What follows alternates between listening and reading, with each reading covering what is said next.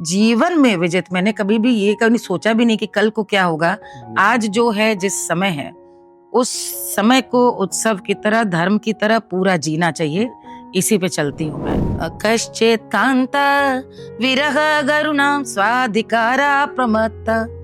तो ये मुझे भी नहीं मालूम था कि मैं कालिदास की अमर रचना का प्रथम श्लोक पढ़ रही हूँ। किताबों में जो बात है, उनके अनुभवों में जो बात है, और यदि वो नहीं कर सकते तो जो जिंदगी के तजुर्बात हैं, मिलने से, देखने से, आम आदमियों से बात करने से, घर बार से बात करने के, वो आपको जितना अमीर बनाते हैं, जितना समृद्ध बनाते हैं, उतना तो कुछ भी नहीं बना सकता। देखिए, मिर्जापुर तो सिर्फ एक, मैं कह सकती हूँ, संदर्भ हो सकता है। ये शिकायत तो मेरी पूरे मुंबईया जगत से उत्तर प्रदेश को लेकर है कि जिस उत्तर प्रदेश ने अदब, संस्कृति, जबान, साहित्य, संगीत, आज जो भारत है, उसकी बहुत कुछ सभ्यता की समझ दी है, जिस मिट्टी ने, वहां पर आपको दिखाने के लिए मिलता है तो राजनीति और गुंडागरी।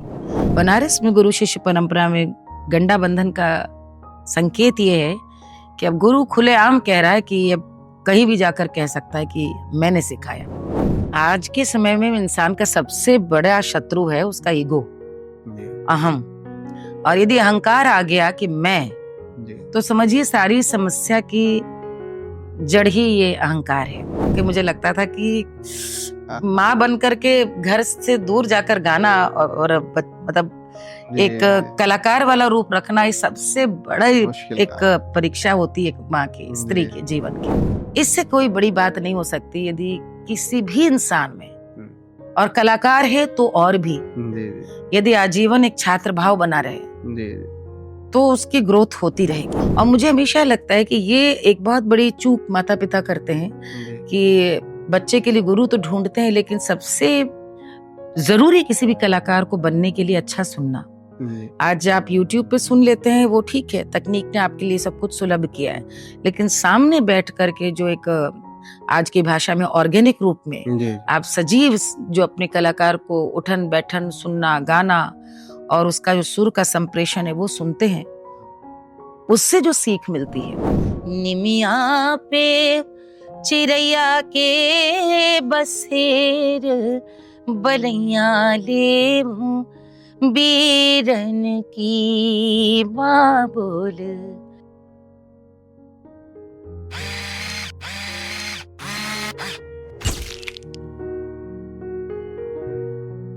नमस्कार देवियों और सज्जनों, विजय सिंह स्टूडियो में आप सभी का हार्दिक स्वागत है। हाजिर है अपने बेहद खास शो के साथ, जिसका नाम है द मुसाफिर किस्सों वाला स्टूडियो विद विजित सिंह। इस कार्यक्रम में हम आपको मिलाते हैं उन विभूतियों से जिन्होंने अपने त्याग, अपने समर्पण और परिश्रम की बुनियाद पे एक ऐसी सशक्त इमारत खड़ी की है जिससे न सिर्फ वर्तमान पीढ़ी बल्कि आने वाली तमाम पीढ़ियां उससे प्रेरित और प्रभावित होती रहेंगी। आज हमारे बीच में जो मेहमान हैं, उनकी आवाज की खुशबू से न सिर्फ हमारा मुल्क भारत बल्कि दुनिया के तमाम ऐसे मुल्क जहां पे हिंदी भाषा को बोला और समझा जाता है, वो सभी इससे सुगंधित हो रहे हैं। भारत विश्व का सबसे बड़ा लोकतंत्र है, और जब लोक की बात होती है, लोक संस्कृति की बात होती है, लोकगीत की बात होती है, तो एक ऐसा नाम जो हमारे जहन में बेहद सशक्त तरीके से अंकित हो जाता है, वो है श्रीमती मालिनी अवस्थी जी का।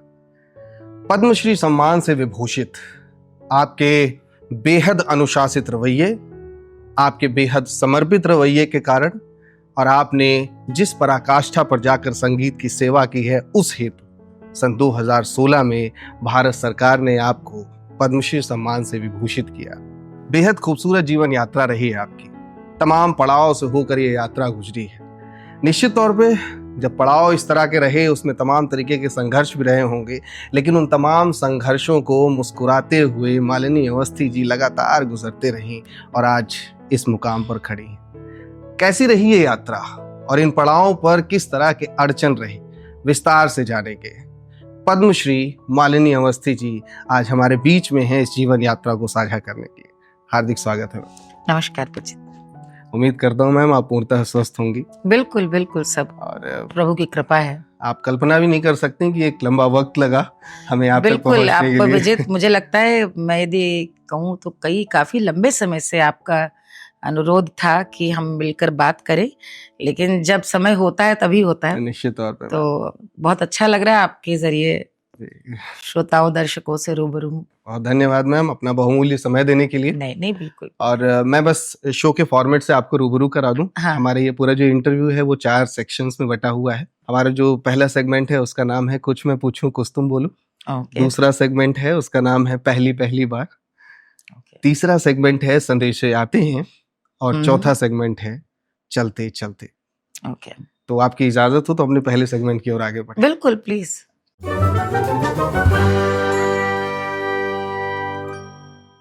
आपका जन्म होता है एक उत्तर प्रदेश के ऐसे जनपद में जो अपनी खुशबू के लिए जाना जाता है। बिल्कुल। कन्नौज। बिल्कुल। आपका बचपना गुजरता है एक ऐसे शहर में जो माँ गंगा के किनारे बसा हुआ मिर्जापुर। मिर्जापुर का वो दौर जब वहां पे विंध्याचल महोत्सव और तमाम तरीके के कजरी महोत्सव और इस तरह के तमाम महोत्सव होते थे। और उस दौर में देश के तमाम सारे दिग्गज कलाकारों का वहां पे जमावड़ा। बिल्कुल। और उस जमावड़े को देखने के लिए आपके पूजनीय पिताजी और आपकी पूजनीय माताजी, पेशे से चिकित्सक डॉक्टर PN अवस्थी जी, और बेहद उम्दा गृहस्थी संभालने वाली एक महिला आपकी माताजी श्रीमती निर्मला अवस्थी जी। दोनों ही लोग बड़े चाव के साथ आपको लेकर के उन तमाम सारे कार्यक्रमों में जाते हैं। और सिर्फ अकेले ही नहीं जाते, उस 5-6 साल की उस नन्ही सी बच्ची को, जिसको शायद पता भी नहीं था कि ये संगीत क्या होता है, गीत क्या होता है, उसे बस इसलिए जाना था क्योंकि माता पिता उंगली पकड़ करके उसे उस कार्यक्रम में ले जा रहे हैं। धीरे धीरे वो संगीत आपकी रगों में बसने लगता है। कालांतर में उसी बच्ची को पद्मश्री मालिनी अवस्थी के नाम से जाना जाता है।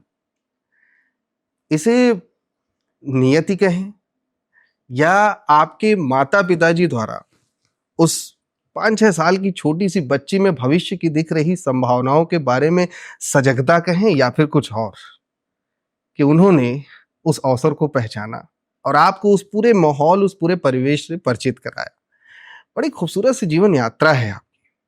तमाम पड़ाव से होकर गुजरेंगे, विस्तार से जानेंगे, लेकिन सबसे पहले मिर्जापुर की मिट्टी और मिर्जापुर की फिजाओं ने कैसे आपके भीतर, आपकी रगों में संगीत का संचार कराया, उसके बारे में बताने की कृपा करें। आपने सब कुछ कह ही दिया है। मुझे लगता है कि किसी भी कलाकार को गढ़ने में सबसे पहले उसका जो संस्कार है वही काम आता है। संस्कार यानी जो बचपन से उसने माहौल देखा, जैसे माहौल में उसको ढाला गया, और जाहिर है वो माता पिता से, परिवार में मिलता है। और मेरे मामले में आपने नियति जो कही, नियति ये रही होगी कि मैं बचपन से जन्म हुआ तो मैं गाती थी, नृत्य करती थी। सारे बड़े बुजुर्ग यही कहते हैं कि बिल्कुल छोटेपन से गाती थी। नियति ये थी। और ये एक ऐसे परिवार में जो वहाँ पे कोई संगीत का कोई ऐसा संस्कार नहीं था। परिवार में कोई दूर दूर तक गाता बजाता नहीं था। एक नौकरी पेशा साधारण ब्राह्मण परिवार में एक लड़की यदि गाती है तो ज्यादा से ज्यादा लोग प्रसन्न हो सकते हैं, हौसला अफजाई कर सकते हैं, कहेंगे भाई वाह, कभी घर कोई आ गया मेहमान, साथ में गा दो। लेकिन इसकी एक सुंदर भविष्य यात्रा भी हो सकती है। ये मेरे माता पिता ने अवश्य कहीं ना कहीं उनकी कल्पना और उनकी कामना रही होगी। और उसके बाद गुरुओं का आशीर्वाद। ये जो आप जिक्र कर रहे हैं कि बनारस में उस समय जो माहौल था मिर्जापुर में, तो एक शब्द जरूर बदलना चाहूंगी वहां पे कि उस जमाने महोत्सव वगैरह नहीं होते थे। ये आजकल का शब्द है। ये आजकल का जो सरकारी महोत्सव होने लगे हैं। अब उत्सव से लोग प्रसन्न नहीं, इसलिए महोत्सव होते हैं। लेकिन उस समय उत्सव होते थे जिनका नाम कुछ नहीं, सिर्फ विंध्याचल देवी कजरी मेला, हर चीज मेला थी। कजरी मेला है, विंध्याचली देवी में जागरण है, रथ जगह है, और बस कुछ नहीं है। बस नवरात्र की प्रतिमा है, सितारा देवी जी नृत्य करने आई है। तो वहां पे उत्सव महोत्सव के नाम से नहीं जानते थे। और सारे बड़े कलाकार आकर के देवी के सामने गाते बजाते थे। हमारे एक गुरु थे वहां पे, श्रीवास्तव जी, जो जिनसे सबसे पहले मैंने सीखना शुरू किया मिर्जापुर में। ये उनकी सोच थी। वो माता पिता को बताते थे कि देखिए इलाहाबाद में आईटीसी की कॉन्सर्ट हो रही है, प्रयाग संगीत समिति की कॉन्सर्ट हो रही है, आप लेकर के जाइए, सुनवाने जाइए। और मुझे हमेशा लगता है कि ये एक बहुत बड़ी चूक माता पिता करते हैं कि बच्चे के लिए गुरु तो ढूंढते हैं, लेकिन सबसे जरूरी किसी भी कलाकार को बनने के लिए अच्छा सुनना। आज आप YouTube पे सुन लेते हैं, वो ठीक है, तकनीक ने आपके लिए सब कुछ सुलभ किया है, लेकिन सामने बैठ करके जो एक आज की भाषा में ऑर्गेनिक रूप में आप सजीव जो अपने कलाकार को उठन बैठन सुनना, गाना और उसका जो सुर का संप्रेषण है वो सुनते हैं, उससे जो सीख मिलती है और वहां तक मंच पे ले जाना, बाद की यात्रा तो बहुत बड़ी है। मैं हमेशा मानती हूँ कि कहीं ना कहीं बीज रोपना जो है वो माता पिता ने अवश्य किया। और दूसरी बात, मिर्जापुर एक बहुत आध्यात्मिक, एक बहुत अनगढ़ माटी की सुगंध वाला बड़ा सरल प्रदेश क्षेत्र है। बनारस जैसा ही है, गंगा मैया है, शक्ति धाम है और कजरी की वहीं से उत्पत्ति हुई है। जो बोली है वो भी भोजपुरी नहीं, अवधी है, काशिका जैसी बनारस में बोलते हैं। तो वहां पर जो पारंपरिक गीतों का, पूर्वी का, कजरी का बहुत चलन था, तो कहीं ना कहीं वो लगता है कि उसका एक हिस्सा यहीं बसा रह गया।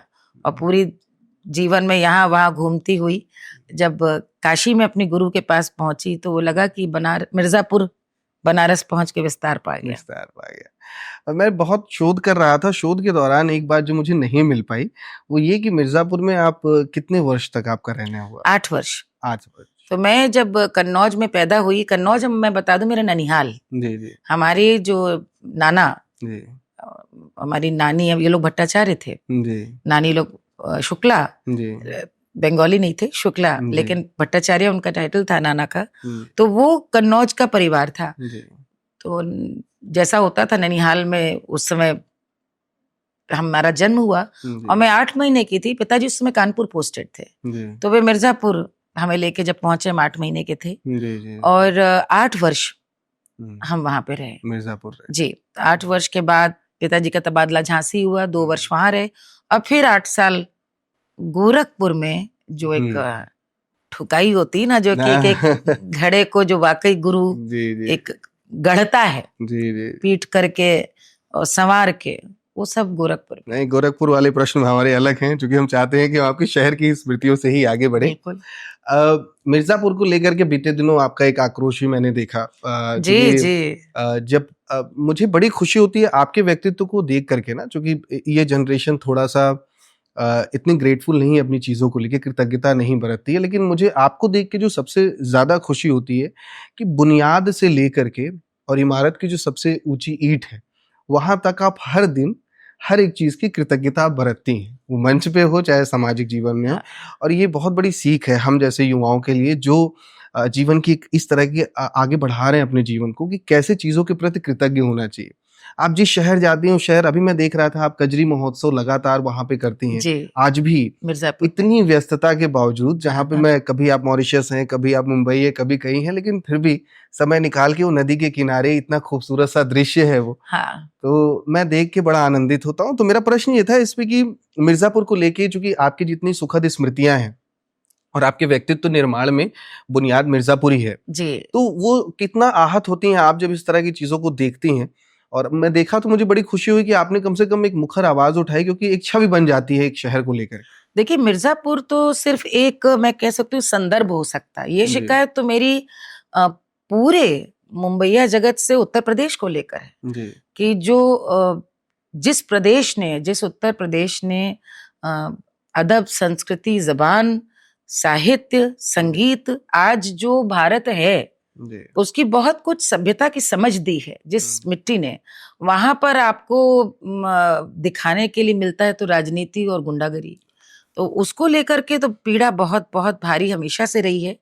और इसलिए क्योंकि मुझको लगता है कि मैंने जो उत्तर प्रदेश का स्वरूप देखा है, जो उसका गौरव है, उसकी गरिमा है, वो या तो जानबूझ करके नजरअंदाज करते, क्यों नहीं प्रेमचंद की कथा पे आप कहानी फिल्म बना सकते हैं क्यों नहीं आप आज भी चाह कर के भी प्रसाद की नाटकों पे आप यदि आधुनिक समय पर आए तो आपके उपेंद्र नाथ आश के कितने लोग, मतलब मैं आपको उत्तर प्रदेश के ही सिर्फ रचनाकारों के, नाटककारों के, कथाकारों की बात बताए, क्या क्या कालजयी यहाँ साहित्य लिखा गया है। दूरदर्शन के जमाने में अमृतलाल नागर जी की रचना नाच्यो बहुत गोपाल वगैरह पे हमने रचनाएं देखी है, लेकिन जो आप बेचते हैं या जो दिखाना चाहते हैं वो आप अतिरंजित कथाएं दिखाते हैं। आप मिर्जापुर, सिर्फ इसकी बात नहीं है कि मैं वहां रही हूं या मैंने देखा है, कालीन उद्योग मिर्जापुर की बहुत बड़ी एक अंतर्राष्ट्रीय पहचान है। ये दुर्भाग्य हमारा कि हमारे यहाँ तो कहा ही जाता है कि चिराग तले अंधेरा, कि दुनिया में पहचान हो जाती है तो हम ही नहीं जानते होते हैं कि हमारे यहाँ है क्या क्या। तो आप सोचिए, जिस वीडियो की आप बात कर रहे हैं, लोग मुझसे कह रहे थे कि ये कहाँ है, ये जगह झारखंड में कहाँ। मैंने कहा भैया बनारस से 35 किलोमीटर दूर मिर्जापुर में, आप ही के पास, लेकिन पर्यटन की इतनी बड़ी जगह है लोगों को मालूम नहीं है। तो हम कई बार इस जानकारी से बहुत दूर रहते हैं। मिर्जापुर और भदोई कारपेट का, दरी का अंतरराष्ट्रीय एक्सपोर्टर है, इतना बड़ा एक्सपोर्टर है। वहां पर एक आपने कल्पना करी कि भाई कालीन के आड़ में कोई अवैध असलहे का काम कर रहा है। अब ये फिक्शन है, ठीक है, फिक्शन कहाँ तक बढ़ता है कि उस सीरीज की एक सीरीज निकली, फिर 4-5 साल बाद दूसरा अंक आया, अब तीसरा अंक आया, उसमें दूसरे अंक में आप यहाँ तक पहुंच गए कि मुख्यमंत्री आवास में वहीं पर बैठ के मर्डर भी हो रहा है। सीरीज की बात कर रही है और बहुत खुलेआम उत्तर प्रदेश कहा जा रहा है। तो इसको लेकर मेरा बहुत आक्रोश है। और अभी जब मैं ये तीसरी बार फिर सीरीज में आया तो मुझे लगा कि आप एक नाम का दोहन किस स्तर तक करेंगे कि एक नगर की ही आपने छवि ऐसी कर दी।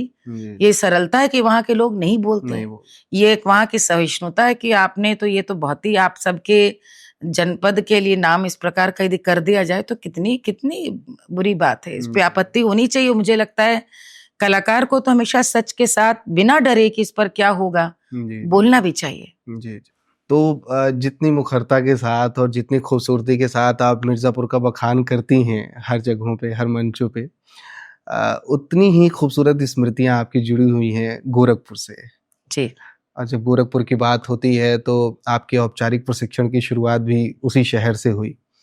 जैसा कि मैं देख पा रहा था, उस्ताद सुजात हुसैन खान साहब, जिन्होंने आपको 5 वर्ष वहाँ पे, जी, शुजात हुसैन खान साहब और राहत अली खान साहब, जी, दोनों ही लोगों ने आपको वहाँ पे 5 वर्षों तक प्रशिक्षण प्रदान किया।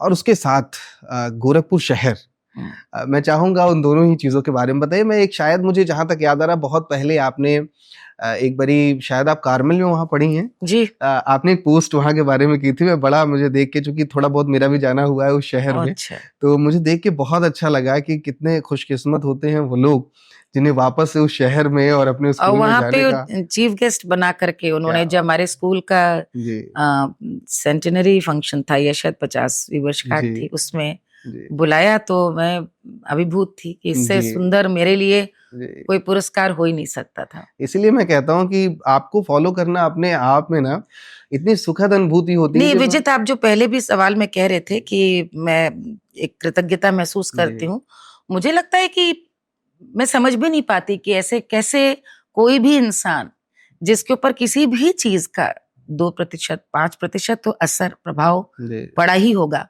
और वो कभी भी आपसे अपेक्षा भी नहीं करता कि आप उसे याद करें। हमारे जैसे शुरुआती गुरु जिनकी जिक्र अभी हमने किया, वे बहुत जल्दी इस दुनिया से फौत हो गए, वे नहीं रहे, लेकिन जब मैं उन्हें याद करती हूँ तो उनकी उस शिक्षा को याद करती हूँ, उसके प्रति विद्यालय है कहीं भी, तो ये मुझे लगता है कि अब एक, मुझे लगता है फितरत होती है इंसान के भीतर की, वो खुद उसे अच्छा लगता है कि वो एक ये कहे, ये महसूस करे और उसको बताए भी कि कैसे आज जो दिख रहा है उसके पीछे कितने तत्वों का हाथ रहा है।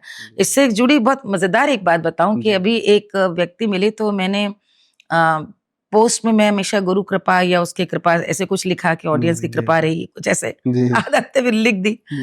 तो वो हमसे बहुत, मेरी 25 साल से हमारी बहुत पुरानी प्रशंसिका ही नहीं है, बहुत तबीयत से मुझे मेरा संघर्ष देखा उन्होंने, तो बहुत स्नेह भी करती हैं, हमारे घर की दूर की रिश्तेदार भी हैं, और इतना अधिकार भाव रखती हैं कि मैं उनसे बड़े अधिकार से आलोचना भी लेती हूँ और सुझाव भी। तो उन्होंने मुझसे कहा कि मालिनी एक बात मैं कहना चाहती हूँ। मैंने कहा कहिए। बोले तुम अब वो पुरानी वाली मालिनी नहीं हो। हमने कहा मतलब? बोले तुम अभी भी ऐसे लिखती हो जैसे कि अभी भी तुम 90s के दौर में हो, 2000 के दौर में हो कि मैं अभी। तो मैंने कहा कि मैंने उस दिन उनको मैंने सुना और मैंने तुरंत टिप्पणी नहीं की, क्योंकि उनको ये लगता कि मैं किसी सुझाव के प्रति बड़ी असहिष्णु हूँ।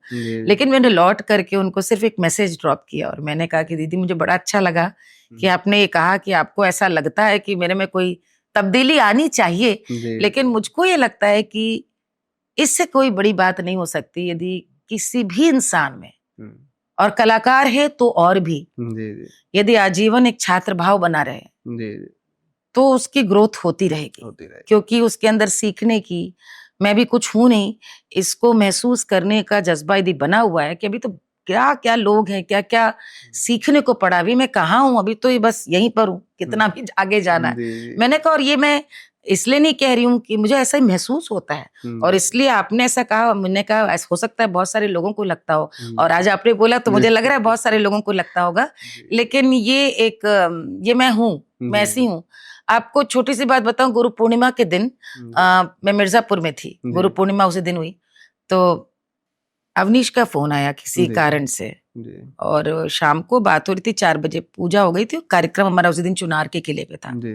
तो फोन आया तो मैंने सीधे इनको कहा, हमने कहा कितना अच्छा हो तुम्हारा फोन अभी आ गया, तो प्रणामी तुमको सबसे पहले, गुरु तो तुम भी हुए। तो ये एक भाव होता है, मुझे लगता है कि सम्मान देने का।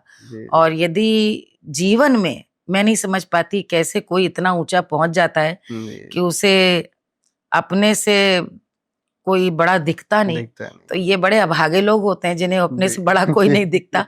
मुझे तो लगता है इतने बड़े बड़े लोग हैं, हम लोग जीवन भर उनसे सीखते हैं। तो गोरखपुर की जो आप बात कह रहे हो, हमारे गुरु और साथ ही साथ स्कूल और बहुत सारे ऐसे पक्ष हैं, वो पूरा शहर ही बड़ा कमाल का शहर उस दौर में था, आज भी है, लेकिन उस दौर में तो मुझे लगता है कि शायद मैं इसलिए भी कह रही हूँ क्योंकि बचपन वहां गुजरा, जवानी गुजरी, तो जिस शहर में आपका एक युवावस्था गुजरती है, वो शहर फिर से आपके भीतर ही हमेशा जिंदा रहता है, क्योंकि आपने जिंदगी की सहमत कुछ ना कुछ उसी शहर में पाई होती है, वो दोस्त, वो मित्र, वो आसपास का परिवेश। और उस समय एक तो पिताजी डॉक्टर थे, डॉक्टर्स इन जनरल बड़े खुश मिजाज, दोस्त बाज और खुले मिजाज के होते हैं। डॉक्टर्स का बड़ा वहां पे एक अच्छा एक पूरा कह लीजिए एक समूह था, जहाँ पे अक्सर बैठकी होती थी गाने बजाने की, लोग म्यूजिक लवर्स थे, सबके बच्चे गा रहे थे, नृत्य कर रहे थे, तो एक जैसी सोच थी, संगीत को लेकर खुला माहौल था। क्योंकि ये बात मैं इसलिए कह रही हूँ क्योंकि ये बात है 78 की,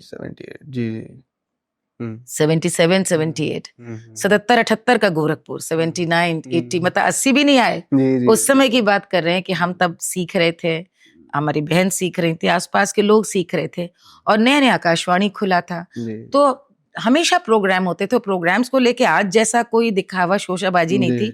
कार्यक्रम माने 10 लोग बैठ गए, कार्यक्रम हो गया। कार्यक्रम माने आज संडे खाना खाइए, यानी कि उनको बुला लिया, कोई जो गाते हैं 20 लोग बैठ गए, और वो गाना बजाना, वो सुनना, सीखना माहौल। और स्कूल में भी चूंकि मेरी संगीत की शिक्षा के संग संग स्कूल में भी पढ़ाई चल रही थी, और कामल बहुत अच्छा स्कूल था, अद्भुत शिक्षिकाएं थी उस जमाने में, जिन विषयों में कार्मल गर्ल्स कॉलेज था, कार्मल गर्ल्स कॉलेज था, और उसमें संस्कृत, हिस्ट्री हमारे प्रिय विषय थे, तो अद्भुत शिक्षिकाएं थी, तो बड़ा कमाल उन्होंने सिखाया भी। और साथ ही साथ समानांतर एक और बहुत बड़ा प्रभाव था गोरक्षनाथ पीठ का। और गोरक्षनाथ पीठ का ये प्रभाव रहा कि एक तो सभी जानते हैं कि गोरखपुर का कोई भी व्यक्ति रहेगा तो गोरक्षनाथ पीठ के मठ के प्रभाव से अछूता नहीं रहेगा, क्योंकि वो वहां का एक, मैं कहूंगी, जीवन शैली का अनिवार्य अंग है गोरक्षनाथ पीठ।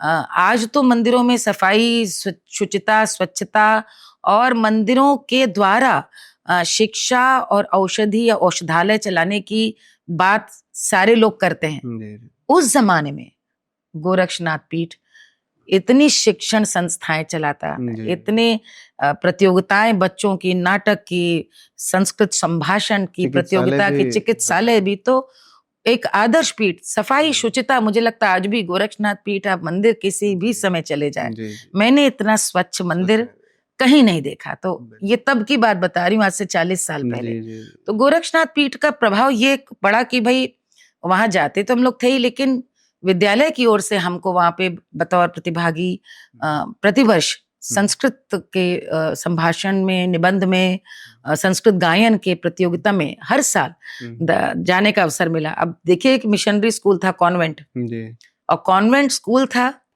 और वहां पर संस्कृत विद्यालय की में जाने के लिए हमको हमारी नन्स और सिस्टर्स भेजती थी कि आप जाइए। उसका प्रभाव इतना ये पड़ा विजित, कि मैं इसलिए बात को कह रही हूँ क्योंकि बच्चों को शिक्षा जो भी माता पिता दें वो बहुत सोच करके दें। स्कूल की शिक्षा ही सब कुछ नहीं है, पारिवेशिक शिक्षा सबसे महत्वपूर्ण है। स्कूल की शिक्षा तो एक अलग चीज है, आप आसपास क्या सीख रहे हैं, ये माता पिता की सबसे बड़ी जिम्मेदारी, और ये बच्चों को भी आसपास क्या घट रहा है इससे जरूर सीखना चाहिए। मैं प्रतिवर्ष जाती थी, और 2-3 दिन का वहां जाना, वहां गुरुकुल के बच्चे भी आते थे, हमारे प्रतियोगिता उनसे होती थी जो गुरुकुल में संस्कृत पढ़ रहे थे। तो उच्चारण की स्पष्टता पे ध्यान आया कि उच्चारण हमारा अच्छा होना चाहिए, और हम गायन पे हैं तो हम कैसे उच्चारण करें। होते होते आप जो गा रहे थे तो फिर उसको समझने की, गीता यदि गा रहे, अगली बार हम मुझे याद है कि मुझे जानकारी भी नहीं थी कि मैं मेघदूतम का प्रथम श्लोक, कश्चित कांता विरह गरुणाम स्वाधिकारा प्रमत्ता, तो ये मुझे भी नहीं मालूम था कि मैं कालिदास की अमर रचना का प्रथम श्लोक पढ़ रही हूँ, या रघुवंश का कुछ मुझे टीचर सिखा देती थी। जब जैसे जैसे बड़े होते गए तो पढ़ने का हुआ, और उसका नतीजा ये हुआ कि मेरी संस्कृत विषय ग्रेजुएशन तक रहा। आज भी संस्कृत में इतनी रुचि है, और शायद लोक संगीत की जो मेरी यात्रा रही है उसमें बहुत बड़ा हाथ संस्कृत में पढ़े हुए उस भारत का है, जो हमारे ऋषियों ने, हमारे ऐसे ऐसे विद्वानों ने जैसा बखाना कि मुझे लगा कि इस भारत की कथा मुझे कहनी चाहिए। तो गोरखपुर का एक बहुत बड़ा मेरे ऊपर प्रभाव पड़ा। और एक दूसरा प्रभाव ये था कि पिता डॉक्टर थे और जिला अस्पताल के डॉक्टर थे। वो प्रभाव तो मैं कहूंगी कि वो तो मिर्जापुर, झांसी सब जगह करा, क्योंकि और लखनऊ का भी, क्योंकि एक शायद उसको छोड़ दे गोरखपुर को, तो बाकी सभी जगह हम लोग अस्पताल के परिसर में रहते थे। अच्छा, हॉस्पिटल के कैंपस में, अस्पताल के कैंपस में सरकारी आवास जो अस्पताल के अंदर होता था। तो अब अस्पताल सरकारी आवास को आप पहले जमाने में यदि समझें, उस जमाने की बात है जब एक ही फिजिशियन होता था, एक सर्जन होता था। तो वहां उस जमाने में मरीज सीधे डॉक्टर के घर आ जाता था, और कभी भी खटखटा के अंदर भीतर आ सकता था, इतना अपनापा था। तो पिता का जो संबंध था मरीजों के साथ, और मरीजों का जो पिता के प्रति प्रेम, सम्मान से बढ़ के प्रेम और अधिकार था कि कभी भी वो अंदर चले आ रहे हैं, हम वहां से बात कर रहे हैं। तो खाली समय में मेरा काम उनको बस देखने का होता था। पिताजी कभी बहुत बीमार है तो गाड़ी उठाई, गांव चले जा रहे हैं देखने।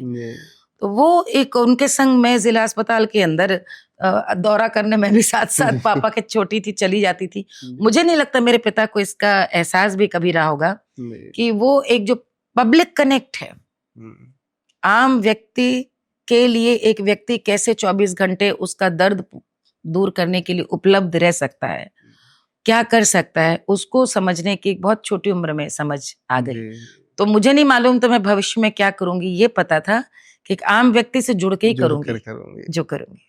तो गोरखपुर की जो आपकी वहाँ की जो प्रशिक्षण रहा है उसके बारे में तो आपने बहुत तमाम जगहों पे आपने पहले ही बताया है, तो उस पे बहुत विस्तार में नहीं जाएंगे, इसीलिए मैंने आपको वो सब बताया जो मैंने नहीं कहा है। तो गोरखपुर की यात्रा तकरीबन 8 वर्षों की रही आपकी, और बहुत सारी सुखद स्मृतियां बटोरे हुए। असल में 8 वर्ष तो रहे जी, उसके बाद भी अगले 2-3 वर्षों तक और रही जी।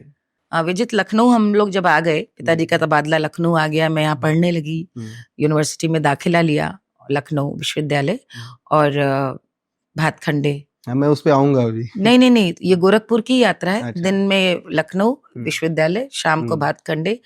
लेकिन सीखने का जो सिलसिला था, हमारे उस्ताद राहत अली खान साहब, उनसे उनके जैसा मैंने कलाकार कभी जीवन में मुझे नहीं लगता, न देखा, न देख पाऊंगी, न सुन पाऊंगी। तो ये लगा कि ये सिलसिला बंद ना हो। तो हर सप्ताह शनिवार और इतवार मैं माँ के साथ गोरखपुर जाती थी 2 साल तक। मतलब शुक्रवार को यहाँ से वो चलती थी एक ट्रेन, अवध राप्ती गोमती, उसका नाम था उस जमाने में। तो उससे वो इंटरसिटी टाइप की थी। हम और माँ हमारी जाते थे, वहां पहुंचे, उनसे सीखा, 2 दिन का सबक लिया और अगले दिन वापस आके यहाँ क्लास। वो 2 साल तक, मतलब वो तब तक रहा जब तक थोड़ा सा हमारे गुरु का स्वास्थ्य बिगड़ने लगा। और 2 साल के बाद ये बार बार करना मुश्किल हो गया, क्योंकि भातखंडे में फिर 7th ईयर 8th ईयर की पढ़ाई का प्रेशर ज्यादा था और प्रोग्राम्स भी बढ़ गए थे। तो एक तरह से 10 साल तक हमारा जो गोरखपुर में जाने का, ये मैं उस समय मुझे लगा नहीं कि ये मेहनत हो रही है हमसे। अब जब कोई पूछता है, जैसे अब आप यात्रा बता रहे हैं, तो मैं इसलिए बता रही हूँ क्योंकि जीवन में कुछ भी यदि होता है तो अनायास नहीं होता। और जब थोड़ा नाम हो जाता है, शोहरत मिल जाती है, सफलता मिल जाती है, तो कई बार पीछे मुड़ करके लोग नहीं देखना चाहते। उन्हें आपकी आज की प्रसिद्धि, आज के यश, आज की प्रतिष्ठा से मतलब, कोई नहीं जानना चाहता कि वो 40 साल आपने कितने पापड़ बेले, क्या क्या किया। तो मैं भी अब पीछे मुड़ के सोचती हूँ, तो मुझे लगता है मैंने कभी नहीं किसी से कहा कि गोरखपुर से आने के बाद भी 2 साल तक ये मुझसे ज्यादा मेरी माँ का जज्बा था कि वो मुझे ले करके जाती रही। आपके माता पिताजी का समर्पण तो इस पूरी यात्रा में देखता हूँ तो इतना अद्भुत है कि यहाँ पे आप पहले ही तालीम हासिल कर रही थी भातखंडे संस्कृत विश्वविद्यालय से, और लखनऊ विश्वविद्यालय से आपकी शिक्षा चल रही थी, लेकिन फिर भी हर वीकेंड पे वहाँ पे जाना, और वो 2 दिन चूंकि इतना आसान नहीं होता है, और तब ट्रांसपोर्टेशन भी इतना सरल नहीं हुआ करता था। ट्रांसपोर्टेशन सरल नहीं, और फिर आज देखिए ना, मोबाइल का जमाना, रिजर्वेशन कंफर्म होगा कि नहीं, अकेले जाना, हम दोनों का वहां रुकना, कराना। और ये वो माँ कर रही जो खुद नहीं गाती थी, या तो कोई भाई। और एक बात बड़ी कमाल की थी कि उनको भी ये शायद नहीं पता था कि भाई इसमें स्टेज परफॉर्मर के रूप में फ्यूचर होगा कि नहीं, क्योंकि वे बात को लेके बड़ी सचेत थी और बहुत आग्रही भी थी कि तुम्हारी शादी हम जल्दी कर देंगे, छोटी उम्र में ही कर देंगे। और दूसरा ये कि ससुराल वाले बाद में जाने कि तुम फिर क्या करोगी, कैसे करोगी, इस मामले में बड़ी स्पष्ट थी। इसमें उन्होंने कभी भी हमें भ्रम में नहीं रखा। तो हमें भी अपनी हकीकत मालूम थी कि ये क्या है, कहाँ जाएंगे, इसका मुझे भी भविष्य नहीं पता था। लेकिन जीवन में विजित, मैंने कभी भी ये कभी सोचा भी नहीं कि कल को क्या होगा। आज जो है, जिस समय है, उस समय को उत्सव की तरह, धर्म की तरह पूरा जीना चाहिए। इसी पे चलती हूँ मैं, तो इसीलिए वो समय जो करना था किया। जी। एक बड़ी रोचक बात और है कि अमूमन कुछ भी हम एकेडमिक्स में जो भी कर रहे होते हैं, बड़ा मुश्किल होता है कि हम उसी से वक्त निकाल पाएं ये। लेकिन आपके जीवन में एक संयोग, एक तो गोरखपुर का देखने को मिलता है कि आप एक तरफ कारमल में आपकी पढ़ाई चल रही थी, दूसरी तरफ आप अपने जो उस्ताद हैं उनसे शिक्षा ग्रहण कर रही थी। फिर आप जब लखनऊ आती हैं तो लखनऊ विश्वविद्यालय में आप दाखिला लेती हैं। आप संस्कृत, हिस्ट्री और पॉलिटिकल साइंस की छात्रा रही, पूरी रिसर्च की आपने। और फिर भातखंडे संस्कृत विश्वविद्यालय, वहां पे आप वोकल म्यूजिक अपना उसका प्रशिक्षण। तो इन दोनों के बीच का जो समन्वय है, और फिर एक चीज तो भी आपने नहीं बता दी कि आप उसी बीच में गोरखपुर भी जाया करती थी, तो वो कितना चुनौतीपूर्ण था कि एक तरफ यूनिवर्सिटी का सिलेबस है, एक तरफ यहाँ का अपना, यहाँ की पढ़ाई, यहाँ का रियाज, और फिर वो यात्रा, ये जो समन्वय आप बनाती थी। चूंकि आज की तारीख में लोगों को अपनी पढ़ाई से ही निकलने की फुर्सत नहीं मिल पा रही, आप इतनी सारी चीजों के बीच में समन्वय बना रही थी, उसके बारे में अगर बता सकें कुछ तो। वो तो मुझे लगता है शायद एक इंसान का स्वभाव ही, मुझे लगता है, वो लेकर या तो जन्म लेता है, क्योंकि वो आज भी मैं कर रही हूँ। एक कई सारी चीजों का समन्वय आज भी स्थापित करती हूँ। तो मुझे लगता है कि हो सकता है ये मैं बहुत स्वाभाविक रूप से कर लेती थी, आसानी से कर लेती थी, क्योंकि मुझे कभी चुनौती नहीं लगी। एक तो पढ़ने में मुझे मजा बहुत आता है, अच्छा लगता है, तो उसका शायद एक कारण था कि भातखंडे की हमें तो सूट किया कि भातखंडे शाम की क्लासेस हैं, जी, तो मैं दोनों चीजें कर पाऊंगी। जी, और दिन में 10 बजे 11 बजे से क्लासेस शुरू होती थी, 3 साढ़े 3 बजे फ्री हुए जी, और सीधे बस विश्वविद्यालय से आए लखनऊ, घर अपना बलरामपुर अस्पताल में था पिताजी जी, का, जी। खाना खाया, 10 मिनट कुछ चेंज किया, इधर उधर गया और सीधे भातखंडे 4 बजे क्लासेस शुरू हो अच्छी जाती बात यह थी। है कि वो पास में ही है। वो बगल में था, रिक्शे से एकदम पीछे जो जी, जी, जी। गोइन रोड से पूरा क्रिश्चियन कॉलेज से होते जी, हुए जी, सीधे भातखंडे, वही सबसे अच्छी बात थी कि वो पास में था। जी, तो फिर वहां से जब हम लोग 6 साढ़े 6 7 पे पहुंचते थे घर, तो ऐसा लगता था क्या क्या चीजें आज सीख कर आया सुबह से लेकर के जी, शाम तक, क्योंकि भातखंडे भी उस समय बड़े एक सक्रिय दौर में था, रोज कार्यक्रम, रोज कुछ ना कुछ, रौनकें बहुत हुआ करती थी उस जमाने में। मुझे लगता है आज भी बच्चे ऐसा नहीं है कि उनको लगता है कि वो बहुत कुछ खुद भी कर रहे हैं। अब सबसे मुझसे पूछिए तो सोशल मीडिया कर रहे हैं जी, अपने आप में। हर बच्चे का मुझे लगता है या हर युवा की जिंदगी का ज्यादा समय तो सोशल मीडिया के अपडेट्स में जाता है। जी, तो वो एक बहुत बड़ा टाइम कंज्यूमर है, एक जी, शत्रु है उस हिसाब से तो कह लें। जी, जो एक तो बच्चों को पढ़ना चाहिए, किताबों में जो बात है, जी, उनके अनुभवों में जो बात है, और यदि वो नहीं कर सकते तो जो जिंदगी के तजुर्बात हैं, जी, मिलने से, देखने से, आम आदमियों से बात करने से, घर बार से बात करने के, वो आपको जितना अमीर बनाते हैं, जितना समृद्ध बनाते हैं, उतना तो कुछ भी नहीं बना सकता। तो वो हमें लगता है कि हम लोग उस दौर में थे, और जहां मैंने आपको कई बार कहा कि घर में भी ऐसे ही थे, मैं खुद भी ऐसी थी, और यार दोस्त मित्र इत्र सब काफी मतलब हम लोग बहुत एक कह लीजिए कि संवाद परंपरा में यकीन करते थे। जी, तो बातचीत करने से इतनी चीजें हम लोग जानकारी वगैरह मिलती थी। कभी स्ट्रेस कोई चीज है, वो चाहे वो झेलने लगा। संगीत हो चाहे पढ़ाई, वो कभी लगी नहीं, कभी महसूस नहीं होने दिया। और मुझे लगता है एक बात उसका ये भी है कि आपको जिन विषयों में रुचि है, आप यदि वो करते हैं, वो आपको यदि बहुत मनोयोग से पढ़ते हैं, करते हैं, तो वो आपको कभी बोझ या बंधन कभी लगता नहीं। मैम एक 1987 1987 आपके जीवन का एक ऐसा वर्ष जो मेरा अपना अध्ययन है उसके मुताबिक उसी वर्ष आपका एंगेजमेंट हुआ जी 1987 में। और 1988 एक ऐसा वर्ष जहाँ पे संभावनाएं दोनों बाहें फैला करके आपका इंतजार कर रही थी। एक तरफ ताशकंद जाने का आपको अवसर मिला लेकिन आप नहीं गई, जो भी कारण रहे। दूसरी तरफ एक ऐसी शख्सियत जिनको आप बहुत एडमायर करती थी और भविष्य में चल के वो आपकी गुरु भी बनी, पद्म विभूषण अप्पा जी, हाँ, गिरिजा देवी जी। गिरिजा देवी जी।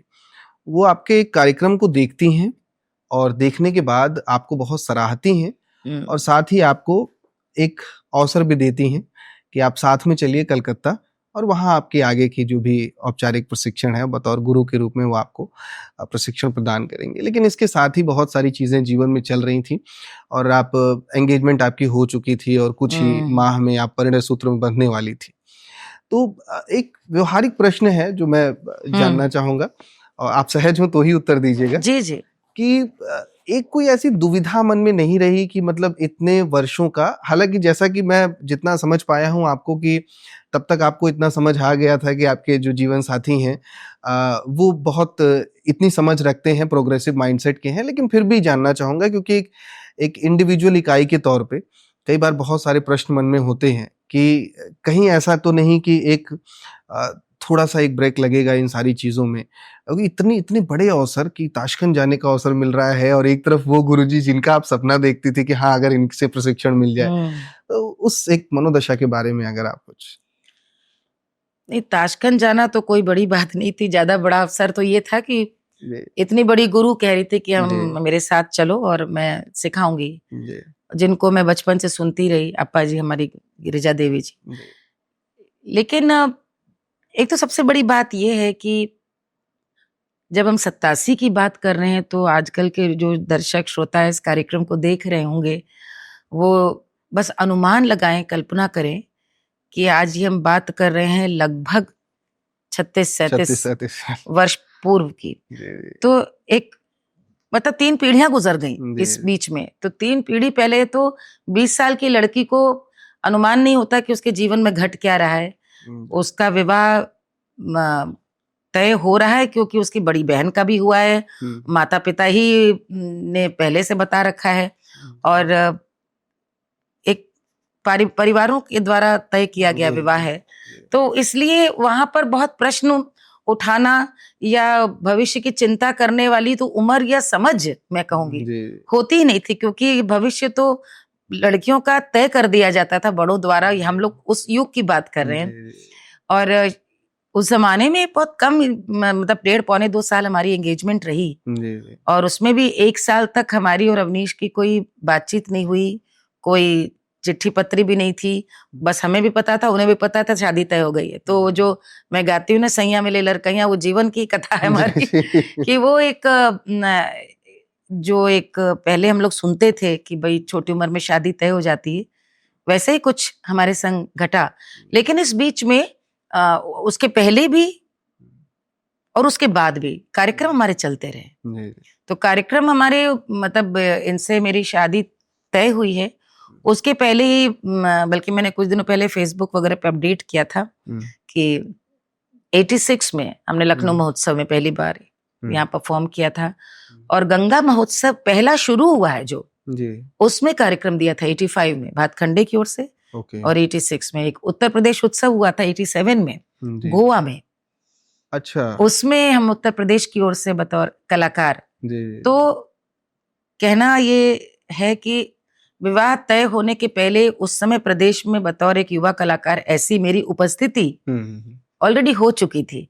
तो इसलिए मन बड़ा प्रसन्न था, और थोड़ा बहुत ये समझ में आने लगा था कि थोड़ा बहुत शायद गाना बजाना थोड़ा बहुत आता है, इतना कि लोग सुने और सराहें और आपको बुलाएं भी। लेकिन उस जमाने में पिताजी के बहुत सारे, हमारे माँ के बहुत सारे दोस्त थे जो ब्यूरोक्रेट्स थे, उनकी वाइफ्स थी। तो हम लोगों ने, चूंकि हर जिले में पोस्टिंग थी, तो देखा था कि एक अनुमान था कि ब्यूरोक्रेसी में कैसा जीवन होता है। एक SDM, CDO, DM, कमिश्नर का, कलेक्टर का कैसा जीवन, कैसा प्रभाव, और क्या अपेक्षाएं उनसे होती, और उनकी कैसी प्रतिष्ठा है या कैसी उनसे अपेक्षाएं रहती, विशेष रूप से उनकी पत्नियों का। तो उसको देखकर अपना भी भविष्य वही लगता था कि आपका एक एकाकी जीवन और कहीं ना कहीं अलग थलग, जैसा कि मैंने देखा था। और मैंने आपको पहले कहा कि मैं बहुत पीपल्स पर्सन हूँ, तो वो मुझे एक थोड़ा सा भयभीत करता था सोच कर, हाँ, कि क्या होगा। लेकिन मेरी जब इनसे भेंट हुई और बातचीत हुई हमारी, तो ये तो एक बात मुझे समझ में आ गई थी कि ये इनका अपना एक दायरा सोच का बहुत खुला हुआ है, लेकिन उतना काफी नहीं होता। कई बार एक औरत के खुद भी जब विवाह होता है नए परिवार में, नई समझ के, नई सोच के लोगों का जब एक संस्कार को में उस प्रवेश करती है, तो वहां पर वो पूरी तरह से बदल जाती है। अपेक्षा भी शायद रहती है कि वो परिवर्तित हो जाए, काफी कुछ उसे पता भी नहीं चलता, वो बदल जाती है, क्योंकि उस परिवार को अपनाना, परिवार के रीति रिवाज, संस्कार, सोच। और हमारे परिवार में हमारी कोई नंद नहीं थी, मैं अकेली बड़ी बहू थी, और परिवार में बस हम, हमारी सास और हमारी ननिया सास, ददिया सास दोनों थी। तो एक बहुत भरे पूरे एक ऐसे परिवार में, और मुझे खुद भी अच्छा लगता था। तो जो एक वहाँ के रीति रिवाज, परंपरा निभाते निभाते, और प्रशासनिक रूप में, इनकी पत्नी के रूप में बहुत दायित्व बोध को समझते सुनते, मुझे लगता है मैं बहुत एक अलग ही जीवन में ढलती चली गई। और बच्चे हुए, उसका एक सुख जीवन का, तो आप कह सकते हैं कि एक बहुत जीवन का सुंदर, मेरे बहुत सुंदर स्वरूप आजकल के लड़कियों के लिए तो मुझे लगता है कि शायद सपना होगा, क्योंकि उस समय सुदूर गांव में रहना, जहाँ फोन नहीं, बिजली नहीं, और फ्रिज नहीं, जब बिजली नहीं तो फ्रिज नहीं, ठंडा पानी नहीं, ऐसी भी जगह जहाँ कुएं से पानी भर के आ रहा है, और वहां पे रहने का सुख। जब हम और अवनीश रात में जब बिजली भी नहीं होती थी, तो हम लोग तारे गिनते थे, सौर मंडल में पूरा देखते थे कि सप्तर्षि कहाँ है, और वो उसमें रात बीतती थी। और जब जो कवि, जो शायर, जो साहित्यकार हमने पढ़े, मैं इन्हें बताती थी, ये हमें बताते थे। वो मुझे लगता है आज की पीढ़ी जो बहुत, मुझे लगता है इन सब चीजों को सुन के शायद लगे कि जमाने की हम लोग बात कर रहे हैं, लेकिन बड़े सुंदर दिन और नया अनुभव बच्चों के साथ, परिवार के साथ। और एक बात जरूर थी कि इन्हें ये बात बहुत जल्दी समझ में आ गई थी कि मेरा जो एक ठसक मैं देखती थी अवसरों में, कम अवसरों की, आप समझ रहे हैं, परिवारों में ज्यादा, उससे बहुत मुझे एक समस्या थी। तो मैंने जीवन में हमेशा ये अपनाया कि जो मुझे नहीं ठीक लगता, मैं उससे बहुत सचेत स्वयं रहूंगी। तो हमारे यहाँ सबका हमेशा स्वागत था, बहुत सहजता की। अगले व्यक्ति को स्वयं इतना मन में सवाल है, वो अपने मन में वैसे ही आपके प्रति एक कह लीजिए व्यवस्था बना के आ रहा है कि भाई आप एक अफसर हैं, एक अफसर की बीवी, आपको तो इतना सहज सामान्य होकर के इतना उसको आदर देना चाहिए कि वो आपके प्रति इतना सहज हो सके कि आपसे एक प्रेम के संग बर्ताव कर सके। और वो मैंने अपने पूरे जीवन में अपनाया। तो जो आप कलाकार रूप के वृत्ति में वैसी मैं यहाँ भी थी, वैसी ऐसी भी थी। उसमें अच्छी बात यह है कि इन्होंने कभी रोका टोका नहीं मुझे, कि मैं, हमारे यहाँ जब प्रशासनिक रूप में भी अधिकारियों में, परिवारों में लोग आते थे, कभी कोई समस्या में है, कभी किसी परेशानी में है, कभी कोई अपनी बात कहने आ सकता है, तो उसके लिए पूरी तरह से मैं सुलभ थी कि जो बात मुझसे आ सके, मेरे तक, यहाँ तक पहुंच सके। तो उसका पूरा एक, मैं कह सकती हूँ, निष्ठावान एक रूप में पूरा उसका जीवन का निर्वहन किया। आजकल बहुत उसमें समस्याएं, क्योंकि आजकल स्मार्टफोन्स हैं, सोशल मीडिया है, तो जीवन उतना सरल और निर्दोष अब नहीं रहा। जैसे लोग पहले थे कि वो कुछ कह रहे तो आपको विश्वास था, आजकल समझ नहीं आता। नहीं आता। आपके जीवन में शहरों की बड़ी भूमिका रही है, ऐसा मैं सोचती हूँ। मुझे लगता है कि मैं बहुत सारे कलाकारों का इंटरव्यू देखती हूँ और जिनके पृष्ठभूमि जानती हूँ, मैं उनको भी सुनती हूँ, और मुझे बड़ी हैरानी होती कि वे सब अपना अतीत को नकारते हुए वर्तमान की बात करते हैं। शायद मुझे भी करनी चाहिए, लेकिन मैं नहीं जानती कि क्यों ऐसा है। मुझे लगता है कि अतीत पे तो, मतलब वर्तमान पे तो बात करेंगे, लेकिन अतीत की बुनियाद के बिना वर्तमान कुछ हो नहीं सकता। और जो अपने अतीत में हुए अच्छी बातें, गलत बातों को सुन के सीख कर उस पर आगे बढ़ता है, तो उसे आगे बढ़ने से कोई रोक भी नहीं सकता। कोई नहीं रोक सकता। तो अभी जो शहर की बात आ रही थी, तो एक ऐसा ही शहर आपके जीवन में, अयोध्या। तो सन 1997 का वो दौर, जब सर की पोस्टिंग अयोध्या में थी, वो एक ऐसा दौर जब आप दर्शन करने वहाँ जाती थी जी, और किस स्थिति में रामलला जी वहाँ पे थे वो भी आपने देखा। और अब जब हम 2024 का ये दौर देखते हैं, जब आपको ये सौभाग्य प्राप्त हुआ कि जिस दिन वहाँ प्राण प्रतिष्ठा थी, आप वहाँ पे रहीं, और सिर्फ रहीं ही नहीं, अपने सुरों से उस दिन को विशेष बनाया। तो मैं चाहता हूँ ये जो एक कंपैरेटिव एक पूरी यात्रा रही है, उसके बारे में। चमत्कारिक है, अकल्पनीय है, क्योंकि उस समय तो कोई सोच ही नहीं सकता था। कोई यदि कहता भी कि अब एक दिन ऐसा आएगा, तो हम लोगों को यही लगता है कि कोई व्यक्ति कल्पना की बात कर रहा है, लेकिन विश्वास था कि होगा अवश्य। लेकिन इतना टल चुका था, जिस मुकदमे का अंजाम सैकड़ों साल, आजादी के इतने साल तक नहीं हुआ, वो आगे पहुंचेगा तो कब और कैसी परिस्थिति होगी, और हम लोग उसको देखने के लिए रहेंगे कि नहीं, ये एक मन में जरूर जिज्ञासा थी। और ये एक विजित मेरा निश्चित रूप से सौभाग्य रहा है कि अवनीश की पत्नी होने के कारण उन चीजों को समझने का जो एक सामने से देखने का एक बहुत सौभाग्य रहा है, जो लोगों को ये लिए एक कह सकते हैं जिज्ञासा की बात रही हो कि अयोध्या डीएम जब इनकी पोस्टिंग हुई, रामलला उस समय ठप्पर में थे, और हम लोग रोज दर्शन करने जाते थे। तब बड़े सुलभ से हम लोग दर्शन भी होते थे, और देख करके बड़ा अचंभा होता था कि किस बात का विवाद है। क्योंकि मैं पारंपरिक लोक गीतों में हम लोग क्या, अयोध्या और राम तो पर्याय हैं एक दूसरे के, इस पर किसी को भी इस पे डिबेट ही कहाँ है। जी लेकिन था तो था, और वहां से लेकर के यहाँ तक की पूरी यात्रा कि 22 जनवरी को रामलला का प्राकट्य होना, जी और उसमें भी अ, पुरखों के भाग्य से ऐसा दिन ऐसा बनना शायद कि 24 घंटे पहले मेरे पास ये फोन आना कि आप उस दिन रहे हो सोहर, जी बधाई गाएं, ये तो मतलब अभी भी मुझे लगता है कि क्या ऐसा हुआ था। जी वो बहुत एक अद्भुत प्रारब्ध है, पिछले जन्म का सौभाग्य है।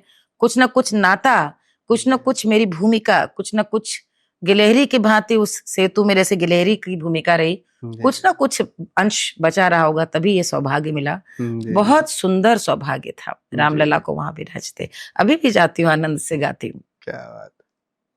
एक सन 2006 में आपके जीवन में एक बहुत विशेष क्षण आया जब उत्तर प्रदेश का हाईएस्ट सिविलियन अवार्ड आपको मिलता है, यश भारती सम्मान से आप विभूषित की जाती हैं।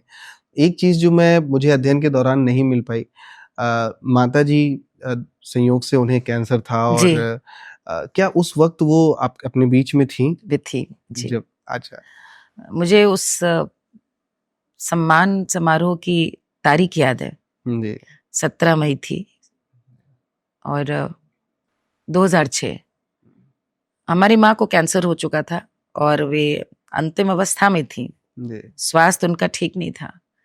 लेकिन जाने के पहले वो हमारी सक्रियता और एक कह लीजिए थोड़ी बहुत शोहरत देख कर गई तो प्रसन्न थी। जब ये सम्मान की घोषणा हुई तो बहुत कमजोर और शिथिल थी, लेकिन वे आई और उन्होंने पूरा कार्यक्रम देखा।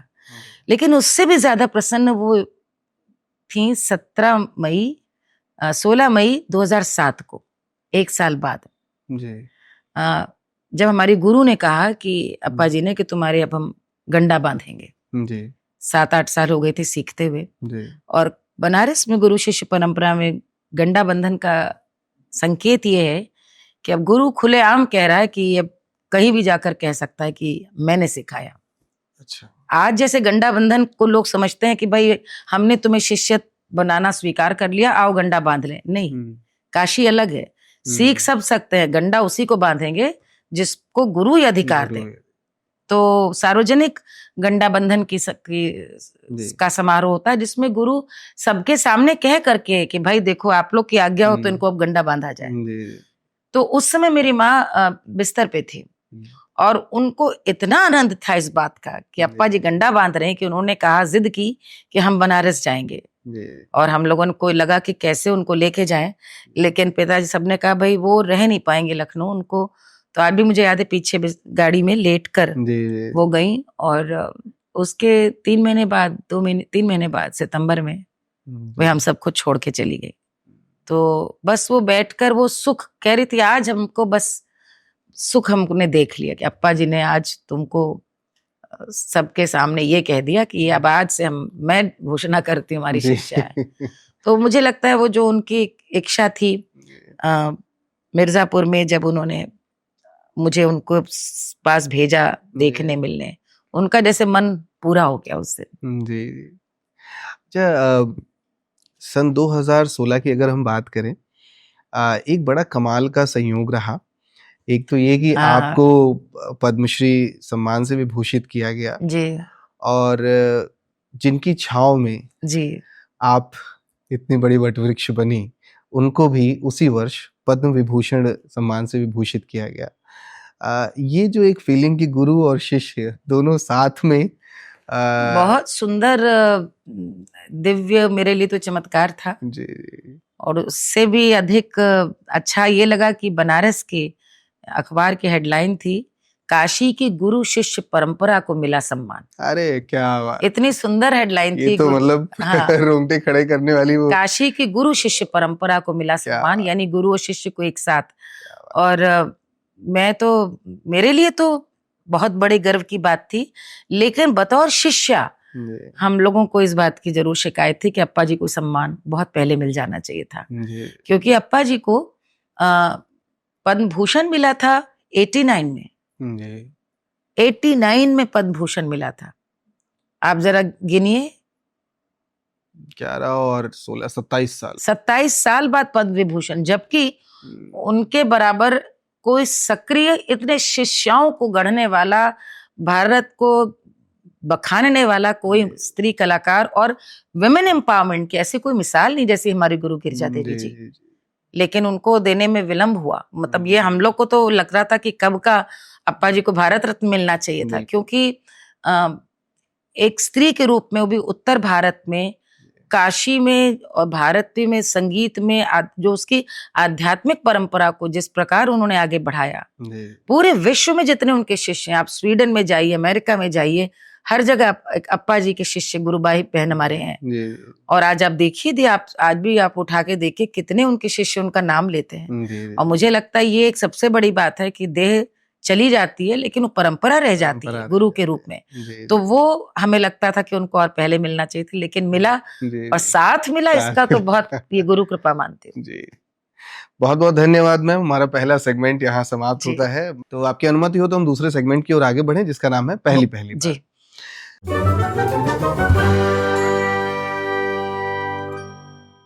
हम सभी के जीवन में जो कुछ भी पहली बार घटा होता है वो बहुत लंबे वक्त तक हमें याद रहता है, और हम आज भी जब उसे सोचते हैं तो निश्चित तौर पे वो स्मृतियां जीवंत हो जाती हैं। तो छोटे छोटे सवाल हैं, मैं चाहूंगा वन लाइनर आपकी इसकी उत्तर आ सके। तो पहला प्रश्न सेगमेंट का कि वो पहली ऐसी कौन सी असफलता थी जिसकी वजह से आपको बहुत फूट के रोना आया? सबसे पहले जीवन में असफलताएं तो इतनी मिली हैं, लेकिन फूट फूट के कभी नहीं रोई। यदि मैं शायद असफलताओं पे अपनी किताब लिखने बैठूं तो आप यकीन नहीं कर सकते कितनी असफलताएं मिली। लेकिन मैं जिद्दी बहुत थी कि असफलता को कभी मैंने असफलता के रूप में लिया ही नहीं। लेकिन यदि आप पूछ रहे हैं तो मैं क्या बताऊं आपको, मुझे लगता है कोई किसी भी कलाकार को किसी भी प्रतियोगिता में आप गए और आजकल के जो मानक हैं कि आप द्वितीय आए, उसको आप असफलता के रूप में देखेंगे तो आप कभी आगे बढ़ ही नहीं सकते। तो शुरू से ये तो कंपटीशन में मैं बहुत हिस्सा लेती रही, उसमें हमेशा होता है फर्स्ट है, कभी आज थर्ड है तो आप कल सेकंड है, स्कूल में होता है था। लेकिन उसको यदि पीछे आ गए तो फिर अब आगे जाना यही सोच करके लिया। तो मेरा तो यही है कि असफलता को माने ही ना, असफलता को ये माने कि कैसे आगे जाना है, कैसे आगे। क्या बात। अखबार आपके दौर में जी बहुत मतलब वैसी चीज होती थी कि वो एक हस्ताक्षर होता था कि हाँ अब जो है आपका काम अगर वहां प्रकाशित हो रहा है तो कुछ निश्चित तौर पे आपने कुछ उम्दा कर रहे हैं। अब पहली बार अखबार में कब आपका नाम प्रकाशित हुआ, कुछ अगर स्मृति काम करती हो? बड़ी अच्छी बात पूछी। मुझे याद है गोरखपुर में एक थे परमानंद श्रीवास्तव जी, बड़े साहित्यकार थे, नाम शायद उनका सबने सुना होगा। वे एक बार घर आए और उन्होंने कहा कि बच्ची का इंटरव्यू लेना। तो पिताजी ने कहा कि तो इतनी छोटी है, तो उन्होंने कहा नहीं हमें लेना। और उस समय एक किताब आती थी, किताब याद करी, मनोरमा, स्त्रियों के उसमें। तो उन्होंने कहा कि जो अंक निकल रहा है ये बाल दिवस के आसपास, तो उसमें भारतवर्ष के जो पूरे प्रतिभाशाली अपने अपने क्षेत्र के बच्चे हैं उनके बारे में लिख के भेजना है। तो इसके क्योंकि मेरा उस समय विजित उत्तर प्रदेश संगीत नाटक अकादमी की शास्त्रीय संगीत प्रतियोगिता में मैं स्टेट में फर्स्ट आई थी 11 साल की उम्र में। जी। उसके बाद फिर 13वां वर्ष जब हुआ तो किशोर अवस्था में बाल वर्ग से पहुंच गई, उसमें फिर यूपी में सेकंड आई थी। तो यूपी के लेवल पे मैं क्लासिकल में गा बजा रही थी, तो वो पहला था जो मुझे लगता है कि मनोरमा में एक मेरे ऊपर फोटो और आर्टिकल छपा। किस वर्ष की बात रही है? ओ ये हो गया 78 79, लॉन्ग बैक। जी। लेकिन ये बड़ी बात ये है कि वही पहली बार जब होता है तो पहली बार, तो पहली बार तो खैर रोज ही आपका नाम पब्लिश होता है। सबसे पहली सहेली कौन बनी जीवन में, याद है कुछ? पहली सहेली के नाम पर मुझे सत्या याद है, डेजी याद है, क्या? और सहेली तो बिल्कुल यही नाम है। क्या? लेकिन आपको याद है कुछ उम्र याद होगी लगभग किस? हाँ, ये मैंने जो आपको नाम बताया ना, ये 5 साल वाले नाम बताया। अरे वाह, मिर्जापुर वाले नाम बचपन के नाम है। तो अब तो खैर फिगर्स की क्या ही बात की जाए, लेकिन सबसे पहली कमाई जीवन में जी वो हमेशा याद रहती है अगर वो आपको याद हो। तो एक तो मैं आकाशवाणी की आर्टिस्ट रही जी। तो पहली बार तो युवावाणी में ऑडिशन हुआ जनरल में आने के पहले, तो 15 साल 16 साल में युवावाणी की रिकॉर्डिंग, युवावाणी मतलब आकाशवाणी में एक सेगमेंट होता था फॉर यूथ गाने का, तो उसमें 15 मिनट की रिकॉर्डिंग होती थी और उसमें 20 रुपए मिलते थे। अच्छा, अरे वाह। ये बात है फिर से यही बात है 81, ये गोरखपुर 81 82, 20 रुपए फिर धीरे धीरे 40 रुपए हो गए। तो हम लोग के सामने डबल हुई फीस, तो 40 रुपए बहुत लगते थे उस जमाने में, 40 रुपए बहुत बड़ी बात थी। और फिर उसके बाद तो जनरल में हम 16 साल में जनरल के आर्टिस्ट हो गए, तो एक रिकॉर्डिंग का 300 रुपए मिलने लगा था। खैर उसके बाद तो आपकी यात्रा तो 20 रुपए बहुत, लेकिन वो 20 रुपए आज भी याद है। बिल्कुल। तो ये जान के बड़ी खुशी हुई। अब पहली बार ऐसा कब लगा कि मतलब हाँ आप लोकप्रिय हो गए हैं? ये एहसास खुद को तो पता चल जाता है, हालांकि आप तमाम बहुत पहले लखनऊ में नहीं, लोग वैसे तो गोरखपुर में मतलब लोकप्रियता बहुत, आज भी यदि आप गोरखपुर में मेरा नाम लेंगे तो वहाँ सब ये कहते हैं ये यहीं की रहने वाली है, यहीं पे है ही, एक दशक आपने गुजारा। हाँ, तो वो चूंकि एक युवावस्था में वहाँ पे बहुत सारे कार्यक्रम करने लगी थी, कंपटीशन, तो गोरखपुर में ये एहसास लोकप्रियता का होने लग गया था। मुझे लगता है गोरखपुर में ही 14 15 16 साल में ये हो गया था, लोग कहते थे कि ये कंपटीशन में इनको नहीं आना चाहिए, आएंगी तो ले जाएंगी। तो उस समय स्कूल में बहुत लोकप्रिय थी। और मुझे लगता है कोई भी नृत्य में, संगीत में, पढ़ाई में, तीनों में ठीक ठाक हो तो और हमेशा हाजिर हो कि हाँ भाई हम करते हैं, इस प्रोग्राम करेंगे, रिकॉर्डिंग करेंगे, तो वो मुझे लगता है गोरखपुर में बचपन में 15-16 साल में। पहली स्टेज परफॉर्मेंस जो याद आती हो मंच पे? पहली स्टेज परफॉर्मेंस तो वही हो गई जो रविंद्रालय में मैंने 11 साल में उत्तर प्रदेश के संगीत नाटक अकादमी प्रादेशिक के प्रतियोगिता में प्रथम आई। तो रविंद्रालय जो लखनऊ में अपना है, जी। उसमें प्रस्तुति मेरी हुई थी। और उस समय सीता शरण सिंह जी पुराने यहाँ के सचिव थे, और जजेस में हमें लगता है शायद श्री खंडे जी वगैरह सब थे, जो बाद में संगीत नाटक अकादमी के सचिव हुए। तो पहली stage performance as a kid वही बचपन में। अच्छा, आपने ना एक पूरा ट्रांसफॉर्मेशन का दौर देखा, चिट्ठियों से फिर टेलीफोन पे आए, फिर मोबाइल पे आए एकदम। तो मोबाइल फोन जब पहली बार आया तो उसकी कुछ स्मृति काम करती है कि पहला फोन आपने कौन सा लिया? मेरे ख्याल से पहला उषा चलता था जी। क्योंकि मोबाइल फोन्स तो उषा था, क्योंकि हमारी व्यस्तता तब यात्राएं बढ़ गई थी, तो इतना समझ में आ गया था कि बच्चे हैं, छोटे हैं, तो मेरे लिए मोबाइल एक जरूरत थी कि मुझे मोबाइल के बिना नहीं जाना चाहिए या नहीं ट्रैवल करना चाहिए। तो उषा पहला, उषा के बाद नोकिया जी। पहली विदेश यात्रा जो याद आती हो? नहीं, याद बिल्कुल बहुत अच्छे से है। पहली विदेश यात्रा, देखिए बचपन में तो हम पिताजी के संग गए थे काठमांडू। अच्छा। और उस समय जब नेपाल जाना होता था, ये 80-82 की बात है। लेकिन चूंकि गोरखपुर वासियों के लिए नेपाल की यात्रा का कोई मतलब विदेश यात्रा मानते नहीं है, इसलिए वो मैं नहीं बताती। लेकिन 98 में मैं इंग्लैंड गई थी। अच्छा। और सारेगामा में हिस्सा लेने गई थी, और वो इस हर तरह से याद है, क्योंकि उसमें मिश्रित भाव थे। खुशी तो थी क्योंकि एक रियलिटी शो में कंपटीशन का हिस्सा बन रही थी सारेगामा की। तो सेट उसका वहां पे लगा था लंदन में, जिसकी आप वीडियोस देखते हैं। हाँ। फरीदा खानम जी, गुलाम अली जी और मेहदी हसन साहब। जी। लंदन में था उसका, लंदन में शूटिंग हुई थी। लेकिन सबसे ज्यादा पीड़ादायक था कि दोनों छोटे बच्चों को पहली बार मैं इतना लंबा छोड़ करके गई थी। और मैं मतलब 2 दिन तो मुझे रो करके ठीक होने में लगा कि मैं गाऊंगी, गला रूंध जाता था। और उस जमाने में फोन मोबाइल होते नहीं थे। वो कॉल करना पड़ता था, उससे उठाकर बूथ पे और 1 पाउंड का सिक्का डालो तब बात होती थी। और वो बच्चा ने उधर से हेलो मम्मा कहा, और फोन तब तक कट गया। तो मेरा तो मुझे लगता था कि वो अगले राउंड में मुझे बुला रहे हैं, मालिनी तुम्हें गाना है। और मैं हिचक के मुझे लगता था कि माँ बन करके घर से दूर जाकर गाना और मतलब एक कलाकार वाला रूप रखना, ये सबसे बड़ा एक परीक्षा होती है एक माँ की, स्त्री के जीवन की।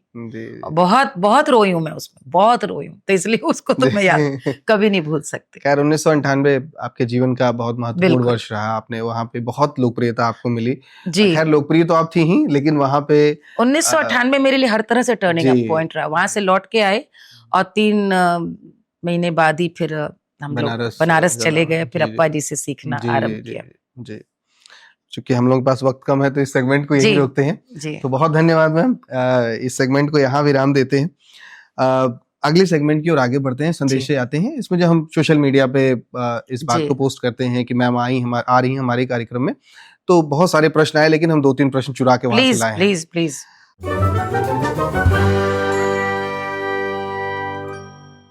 सबसे पहला प्रश्न ये है कि आप जिस परंपरा को इतने वर्षों से अपने कंधों पे लेकर बहुत सशक्त तरीके से आगे बढ़ रही हैं, आगे जो नई पीढ़ी की नई खेप तैयार हो रही है, कुछ एक आध ऐसे नाम है, बहुत सारे लोग अच्छा कर रहे हैं, लेकिन कुछ एक आध नाम ऐसे हैं जिनमें आप बहुत ज्यादा संभावनाएं देख रही हैं कि आने वाले समय में ये ध्वजवाहक बनेंगे हमारी अपनी जो लोक कला है इसके लिए। पहली बात तो ये है कि आज के समय में काफी लोग परंपरा से जुड़ने का प्रयास कर रहे हैं। ये एक बहुत सुखद और सकारात्मक और संतोषजनक ट्रेंड है। तो पहले तो मुझे देख के बहुत ये प्रसन्नता होती है कि जिस समय हम लोग प्रयास कर रहे थे कि लोग संगीत की, लोक संस्कृति के प्रति आदर भाव हो, उस समय ये एक चुनौती थी, कोई इस बात को गंभीरता से नहीं समझता था। लेकिन आज के समय में लोग जुड़ने में कहीं ना कहीं प्रसन्नता और गर्व भी महसूस करते हैं। बहुत सारे लोग कर रहे हैं। बस मैं किसी एक दो का नाम तो इस समय क्या लूं, ये जरूर मुझे ऐसे लोगों को ये कहना है कि एक संदेश मेरा रहेगा कि ये एक ऐसी धारा है जिसमें बिना उससे जुड़े उस गीत के भाव को समझा नहीं जा सकता। बहुत सारे लोग इतना अच्छा काम कर रहे हैं, लेकिन अभी भी कहीं ना कहीं उनकी दृष्टि आज भी शब्दों पे है, उस गाने की धुन पे है, उस गीत को व्यक्त कर दिया जाए इस पर है। लेकिन वो गाने की बात तो आएगी असर तभी जब आपने वो देखा हो, उसको जिया हो, और वो तजुर्बात होते होते बहुत लंबा वक्त लगता है। कुछ तो उम्र का भी असर है कि भाई आपको जब तक आप कहते हैं कि भाई हल्दी पिसती है तभी उसमें एक शुभता आती है, वरना हल्दी की गांठ है। लेकिन पीस दो हल्दी को तो वो शुभ मानी जाती है हर चीज के लिए। तो कलाकारों को भी पिसना पड़ेगा थोड़ा सा, यही एक चीज कहना चाहती हूँ। बाकी बहुत सारे कलाकार हैं जो गा रहे हैं, लेकिन एक परंपरा से बढ़ करके बंद कर चले तब उनकी पहचान होगी, ये मुझे लगता है। एक चीज मैम जो आपके जीवन में बहुत उम्दा तरीके से देखने को मिलती है कि आप काम और परिवार दोनों के बीच में बहुत उम्दा तरीके से संतुलन बनाकर चलती हैं। एक प्रश्न इसी से संबंधित है कि इन दिनों जो करियर की भागा दौड़ी है, इसमें परिवार बहुत ज़्यादा प्रभावित हो रहा है। विशेष रूप से लोग, अब तो ऐसी स्थिति आ गई है कि माता पिता को भी बहुत बर्दाश्त करने की स्थिति में नहीं रह गए हैं। तो परिवार को किस तरीके से, आप अगर कोई मूल मंत्र देना चाहें कि दोनों के बीच में समन्वय कैसे बनाएं, क्योंकि एक समय के बाद करियर तो ढलेगा या जो भी होगा, ना भी हो तो भी परिवार की आवश्यकता तो हमको हर क्षण होती है। तो ये एक हमारे व्यूअर हैं जो ये प्रश्न पूछते हैं आपसे कि संतुलन कैसे बना के चलें काम और परिवार के बीच। आज के समय में इंसान का सबसे बड़ा शत्रु है उसका ईगो, अहम। और यदि अहंकार आ गया कि मैं, तो समझिए सारी समस्या की जड़ ही ये अहंकार है। बात परिवार की हो चाहे करियर की। जिस समय स्त्रियां करियर नहीं भी लेती थी, उस समय भी क्या परिवार में विवाद नहीं होता था, या झगड़े नहीं होते थे, या मनोमुटाव नहीं होता था? वहां भी जो उसकी मूल बुनियाद है वो अहंकार। बड़े बड़े रिश्ते टूट जाते हैं इसमें। तो पहली बात तो मैं कहना चाहूंगी, ईश्वर करे सारी स्त्रियां सशक्त हों, अपने खुद आय उनकी हो, खुद अपनी इनकम हो। लेकिन इसके साथ साथ आपके भीतर इतनी विनम्रता और एक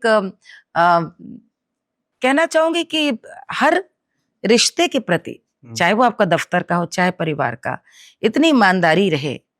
यदि ईमानदारी है तो फिर सारे रास्ते निकल आएंगे। यदि समर्पण भाव है तो रास्ते निकल आएंगे। यदि आपने कोई चीज को बोझा बनाकर, ओ माय गॉड, मेरा बॉस, मेरा करियर, मेरी सास, मेरा परिवार, मेरे हस्बैंड अभी आएंगे, मेरे बच्चों का एग्जाम, उनकी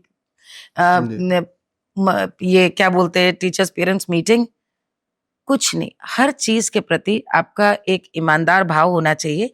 यदि आप समर्पित हैं अपने ऑफिस के प्रति, ये मेरा काम है, वहां से लौट करके आए तो आप के अंदर ये भाव होना चाहिए। जैसे मैं आपको अपने उदाहरण से बता सकती हूँ कि भाई मैं जब घर से बाहर निकली तो मैं पूरी तरह कलाकार हूँ, घर में आकर के मैं वही गृहिणी हूँ, जो प्रतीक्षा कर रही है कि हस्बैंड घर पे आए, यदि वो प्रतीक्षा कर रहे हैं, हम साथ बैठे, साथ खाना खाएं, हम साथ क्या करें। अब यदि मैंने पूरी अपनी थकान का उसी समय निकालना शुरू कर दिया, तो जो मेरी प्रतीक्षा दिन भर से कर रहा है, तो वहां पर हमारी थकन उतनी मायने तो रखती नहीं। तो ये एक दूसरे को सम्मान और एक दूसरे के प्रति यदि प्रेम होगा तो हमें थकन महसूस ही नहीं होगी। अब जैसे आप मेरे संग इंटरव्यू ले रहे हैं, अभी 7 बजे हमको हमारी ससुराल में ही एक फंक्शन है, वहां जाना है। सवेरे से आप मेरी आज देख रहे चक्कर गिन्नी की तरह, और सवेरे में निकलना है, बॉम्बे जाना है, ललित पंडित जी के संग गाना रिकॉर्ड करना, फिर उसके बाद रात को फ्लाइट है मॉरिशस की। सामान कुछ पैक नहीं, लेकिन हमको वहां जाना है और जाकर के हमें पूरा समय भी अच्छे से बिताना है। तो इसमें ये मैं इसलिए नहीं बता रही हूँ, ये मैं बता रही हूँ क्योंकि वहां पे भी आनंद ले जा रही हूँ।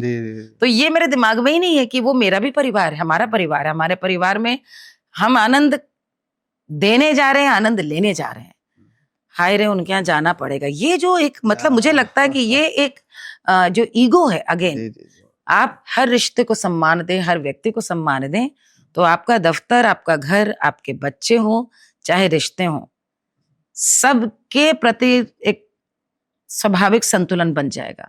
और एक बात मैं यहाँ कहूँ, मैं इसको पहले भी इस बात को मैंने कोविड के दौरान में जब करती थी लाइव, तो मैंने ये बात कही, तो मुझे कई लोगों ने पलट कर ही जवाब दिया कि आप इसलिए कहती हैं क्योंकि आपको परिवार में बहुत कुछ अच्छा मिला और जीवन में सब इतने भाग्यशाली नहीं होते। मैं उत्तर कुछ नहीं दिया, लेकिन मैं ऐसे लोगों को भी उत्तर देना चाहती हूँ कि जीवन में जब अच्छा दिखता है, तो आपको यदि अच्छा दिख रहा है, तो आप हमेशा यह भी कभी कल्पना कीजिएगा कि इसके पीछे बहुत सारे लोगों की तपस्या है।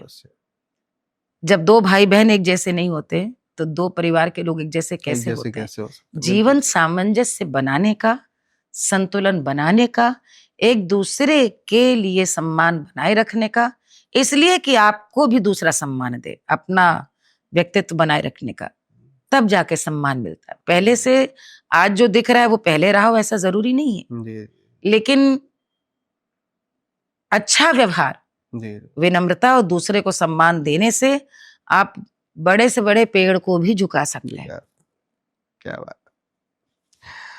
मैं उम्मीद करता हूँ कि नई पीढ़ी के लिए सीख मुझसे बहुत सारे लोग कहते हैं, मुझे तो आश्चर्य होता है कि कई लोग मुझसे जब मैं तो अब दादी नानी हूँ, बच्चे हुए, तो मुझे कई बार अब लोग कहते हैं कि हमें इतना अच्छा लगता है कि यू आर सो इजी।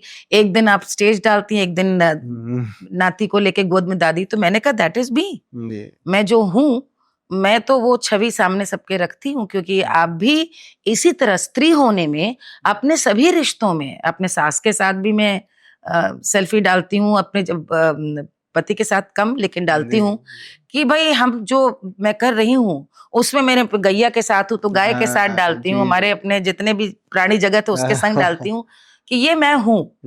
तो वहां आप संबंधों के साथ भी किस प्रकार से आप एक सम्मान के साथ जी रहे हैं, उसमें मुझे लगता है कि वो इजी है, आप दिखावा नहीं कर, प्रिटेंस नहीं है, you are just being yourself.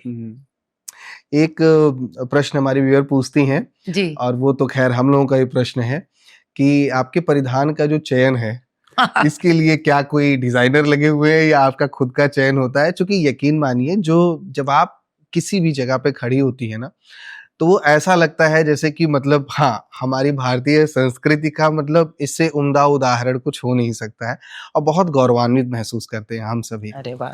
तो इसके बारे में जरूर बताइए कि परिधान के चयन में की भूमिका क्या होती है? मतलब आप स्वयं करती हैं या और भी कोई लोग इसमें लिप्त हैं? नहीं, कोई नहीं, सिर्फ और सिर्फ हमें, कोई डिजाइनर नहीं। इसमें डिजाइनर क्या होगा, ये अच्छी साड़ी है और साड़ियों में हमको मुझे शौक है, मुझे बहुत पसंद है और खासतौर पे अधिकतर बनारसी पहनती हूँ, और यदि बनारसी नहीं तो फिर चंदेरी की, ये चंदेरी है। लेकिन वो शब्दों वस्त्रों का चयन मेरा अपना होता है और मुझे लगता है कई बार मुझे आश्चर्य होता है जब लोग इस तरह से कहते हैं। ये मैं पुराना, आप जिस सारेगमा की बात करें 98 यानी कितनी 30-35 साल पुरानी बात है वो भी, और उसमें भी आप देखिए सीधा पल्ले की साड़ी पहनी हुई मैंने, तो वो हमेशा से मैं सीधा पल्ला विवाह के समय से, बल्कि अभी तो मैंने भातखंडे की एक चित्र मैंने साझा किया था फेसबुक में, अच्छा। मेरे विवाह के पहले, उसमें मैंने सीधा पल्ला पहना हुआ है। जी, तो कि वो शुरू से मैंने उल्टा पल्ला पहना ही नहीं, यानी ये जिसको आप बोलते हैं। जी, तो ये कह लीजिए भारतीयता, और बिंदी, सेनूर, ये बिछिया, चूड़ी, ये तो मुझे लगता है कि किसी भी स्त्री का एक स्वाभाविक श्रृंगार होना चाहिए। जी, जी। तो ये एक मतलब मुझे इसमें मुझे नहीं समझ में आता कि इसमें बहुत अजीब बात क्या है। लेकिन वो आपको विशिष्ट तो बनाता है मैम, वो मतलब but that is very much me, वो मैं वैसी हूँ। जी जी जी। तो बहुत धन्यवाद मैम, ये सेगमेंट भी यहाँ समाप्त होता है। शुक्रिया। और हम बस अपने आखिरी सेगमेंट की ओर हैं, चलते चलते जी।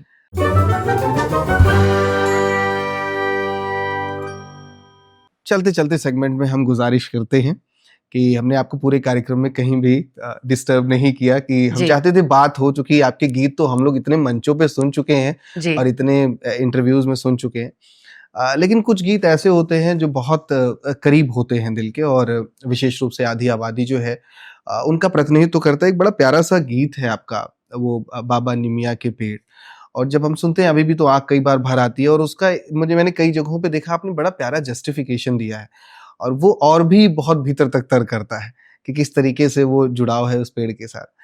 आपसे बहुत विनम्रता से अनुरोध करूंगा कि यदि आप सहज हो तो कुछ पंक्तियां अगर उसमें हो जाए। ये गाना जो है इस मौसम के ही हिसाब का भी है। ये दरअसल निराई गीत है। निराई यानी जो धान की रोपाई अभी हुई है, बुआई, वो रोपाई गीत भी होते हैं। और फिर जब धान में बहुत ज्यादा खरपतवार जम जाती है, उसको बीनते हुए, उखाड़ते हुए स्त्रियां, बेटियां इन निराई गीत गाती। ये निराई गीत है जिसमें एक बेटी अपने पिता से बात कहती हुई जा रही है। और मुझको ये गाना इतना बड़ा लगता है, ये इतना बड़ा गीत है जिसमें एक संदेश छिपा है कि हमारे पूर्वज जो गीत रचते थे उसमें कितना कुछ नई पीढ़ी को सिखाते, सहेजते हुए चलते थे। गाना कह रहा है कि बाबा, ये नीम का पेड़, इसे मत काटना। मेरा विवाह हो जाएगा, मैं यहाँ से विदा हो जा रही हूँ, और विदा होने के बाद मैं जो चली जाऊं तो ये नीम का पेड़ मेरी निशानी बनकर यहीं खड़ा रहे, इसे मत काटना। कहीं जो तुमने इस नीम के पेड़ को काट दिया तो चिड़ैया कहाँ जाएगा। जो ज्यादा बड़ा आज का वैश्विक संदर्भ है कि यदि पेड़ नहीं रहेंगे तो इकोसिस्टम का क्या होगा, यानी चिड़िया कहाँ जाएंगी, परिंदे कहाँ जाएंगे। ये हमको आज पाश्चात्य जगत समझाता है, हमारे पूर्वज कब कह गए थे। गीत ऐसा है जी। बाबा निमिया के पेड़ जनी काटियो बाबुल, निमिया पे चिड़ैया के बसेर, बलैया ले बीरन की बाबुल, बलैया ले बीरन की। बाबा निमिया के पेड़ जनी काटियो बाबुल, निमिया पे चिड़ैया के बसेर, बलैया ले बीरन की बाबुल, बलैया ले बीरन की। बाबा सगरी चिड़ैया उड़ी जई है, बाबा सगरी चिड़ैया उड़ी जई है, अरे रही जई है निमिया केर, बलैया ले बीरन की। बाबा निमिया के पेड़ जनी काटियो बाबुल, निमिया पे चिड़ैया के बसेर, बलैया ले बीरन की। मोरे भैया की, मोरे बीरन की। बहुत उम्दा, बहुत उम्दा। इस विनम्र अनुरोध को स्वीकार करने हेतु तो बहुत सारी प्यास लेकर के आया था। मैं चाहता था बहुत कुछ और बात करना, लेकिन बहुत तृप्त हुआ आज। इतने वर्षों से चाहता था कि वो लोग जिन्हें आप आइडलाइज करते हैं और उनके साथ बैठना, उनसे संवाद करना, तो ऐसा लगता है कि जैसे ये जीवन चक्र एक था जो यहाँ पे आके थोड़ा सा पूरा होता है। और नियति जब तय करती है चीजें तभी घटती हैं। जी।